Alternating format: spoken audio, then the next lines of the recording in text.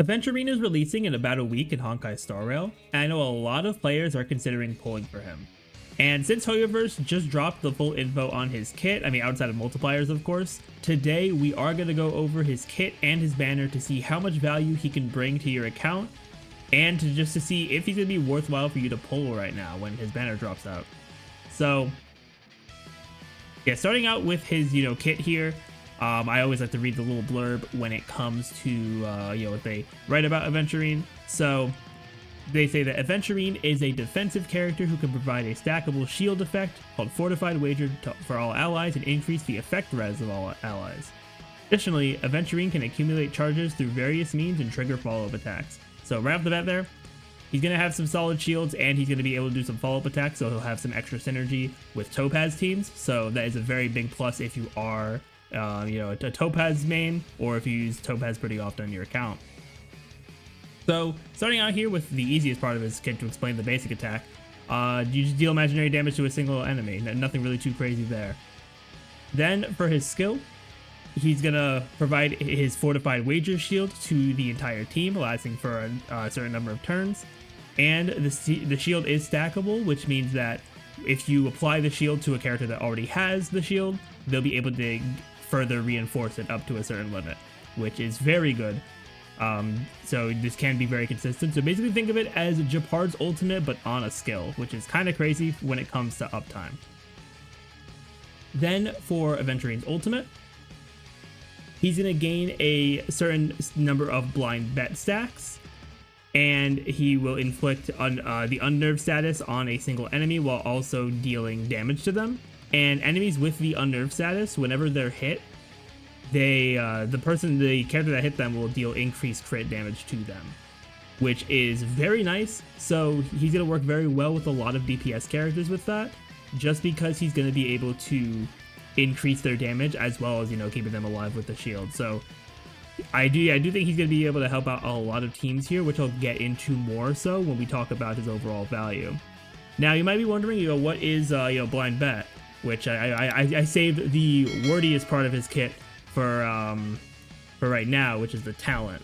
So for the talent,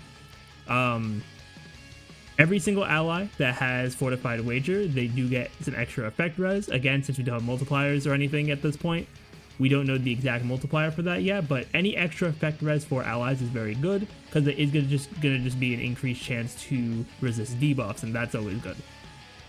And then also, whenever any ally with the Fortified Wager shield gets hit, Aventurine will get a stack of blind bet, which is very solid when they get into what that does here now, or just a second here. So also when Aventurine has his shield up, he can resist crowd control debuffs, which is also really good, so that he can keep his shields up and he doesn't get CC'd in any kind of way. And you do have a certain number of times that it can function. It's not going to be permanent, which would be super broken if that was the case. And Aventurine also gets additional blind bet stacks when he does get attacks rather than his allies, so that's also an important thing to note, especially because preservation characters, they do have increased aggro value in comparison to every other path. So that is going to be very good to get those stacks there. So now, to answer the question that you've probably been having this entire time, what does blind bet actually do? So upon reaching, it says a certain number of blind bet stacks, but because we were able to play him in the recent story quest, we know that that number is 7. When you hit 7 stacks of blind bet, he's going to consume all the stacks to launch a follow-up attack that will hit one enemy per stack, random enemy targeting on it. And it's a follow-up attack, which is going to be pretty solid to just get some extra damage in. I believe it does also scale off of his defense as well as the damage from his ultimate. So that is really good for him too.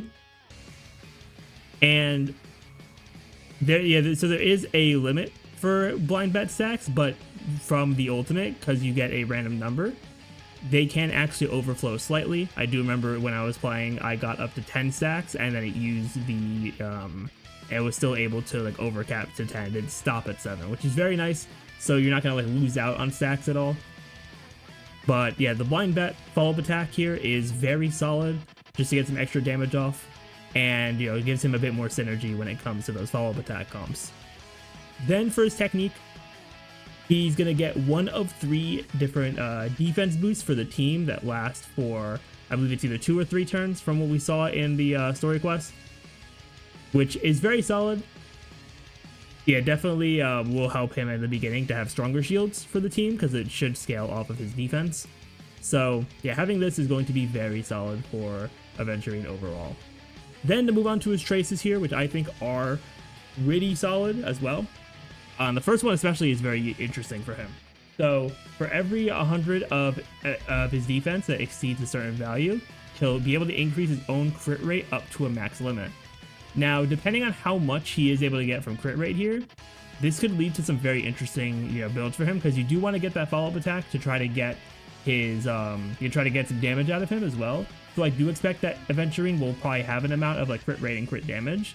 So because he's able to give himself crit rate like that through this trace, by just building up his defense, I could probably see builds where you're gonna run a crit damage body piece on him, and then defensive everything else, which is really interesting for sure. But this is very helpful in making sure you can get the most out of his follow-up attacks as well. Then the second trace here, Hot Hand. At the start of battle, all allies will gain the Fortified Wager shield, and it is a bit of a weaker shield compared to the skill, but it is very nice because since its technique, unlike other like sustain techniques where they'll either like apply their shield or they will like apply, like Loaches will apply his field, so you can start getting healing out of it. This is nice so that regardless of using his technique or not, you are able to get the shield up for the entire team right away, and then you can further reinforce it when it's Aventurine's turn. So this is very good overall. Then for his last major trace here, so after an ally with the shield uses a follow-up attack, Aventurine will get a blind bet stack, and there's a certain number of times this can trigger before Aventurine's next turn, and then the amount will reset from there. And after he launches his follow-up attack from his talent, he is also going to reapply the Fortified Wager shield to all allies, but will also apply an extra amount of the shield to the ally with the current lowest amount of shield on them. So this is really good, not just to further solidify his synergy with those follow-up attack characters, but also to be able to provide more consistency when it comes to how often his shields are up. So yeah, his kit is looking to be very consistently good because there's a lot of ways you can reapply his shield. So I really don't expect there to be any kind of downtime when it comes to his kit. Plus he's going to be giving some extra damage as well with his own follow-up attack. So now that we've looked at his kit here, let's take a look at his banner. So his banner, it's going to be the same as the Jingliu rerun as well. The 4 stars on there being Lynx, Luka, and Serval. And I think, for him, maybe not the best banner, overall, just like looking at how the characters there synergize with him. So Lynx is a very solid healer, but because both of them are sustains, you're not really going to get as much value from them, considering that you wouldn't typically run 2 sustains on the same team, especially with a sustain as good as Aventurine. So, I mean, if you're using Lynx for like your other team, for like Memory of Chaos and stuff like that, then, it could be good to get some Eidolons for her. But otherwise, Lynx isn't as great of an option here, despite how good of a character she actually is. Then for Luka, there's not too much like innate synergy here, since Luka is typically like a dot character or a break effect build. So, I mean, they could just be good in terms of Aventurine being a sustain on the team, but there's no like direct synergy compared to how some other characters could have with Aventurine. And then lastly, we have Serval for the banner, and Serval does benefit a bit more than Luka, since Serval is typically going to run a crit build, so she will benefit from the additional crit damage she can do through Aventurine's unnerved status that he puts on enemies, so that could be good for Serval, but otherwise, he's just going to be another sustain option that can work very well to keep whatever team Serval is on alive. So now, to answer the big question, is Aventurine worth it for you to pull for?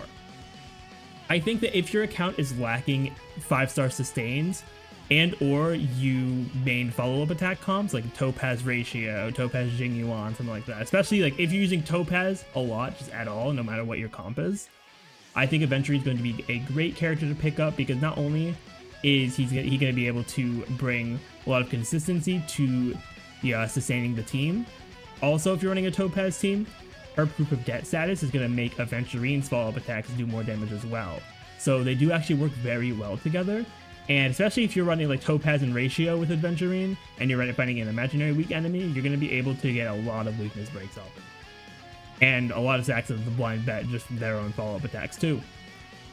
So yeah, I definitely think follow-up teams are going to benefit the most from Aventurine. But I do think that because he is able to allow allies to deal boosted crit damage to the ally he hits with his ultimate, he can have a lot of value when it comes to a lot of other teams. Basically, any team that uses a crit DPS, which there are a lot, honestly, they can benefit a ton from this, because being able to increase the amount of damage they do is going to be a very good thing. Now, the only team that I think he's not going to be like the best option for, because of the way his kit works, is probably going to be a dot team, just because dots can't crit, so they're not going to benefit as much from that, crit damage. But like I said, if you are struggling for 5-star sustains, or you don't have like somehow if you don't have Gallagher for your dot team, or you just are really struggling for sustain, you really want another one for whatever team you're running, then Aventurine can be a very solid option. Just overall, because he is able to very consistently keep your team alive. So yeah, that is my take on Aventurine. I do think he's going to be very good. I'm personally going to be skipping him since I did pull for Acheron. I don't have much right now. I do want to try to save for Robin for 2.2. But yeah, let me know in the comments down below what you think of Aventurine if you're going to pull for him. But I'm going to end the video off here. Thank you all for watching, and I will see you all next time.